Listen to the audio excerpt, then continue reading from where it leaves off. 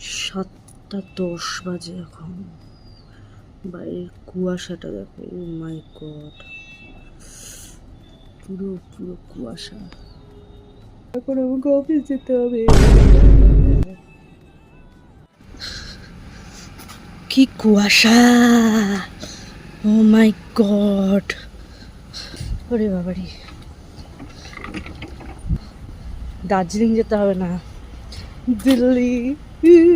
ঠান্ডা, যতই ঠান্ডা থাক এখানের মানুষের মধ্যে একটা দেখেছি যে সুন্দর সব ঘুম থেকে উঠে হাঁটতে বেরোয়। আমি হাঁটতে বেরোয়নি, মজবুরি মজবুরি। দুটো পয়সা পয়সা।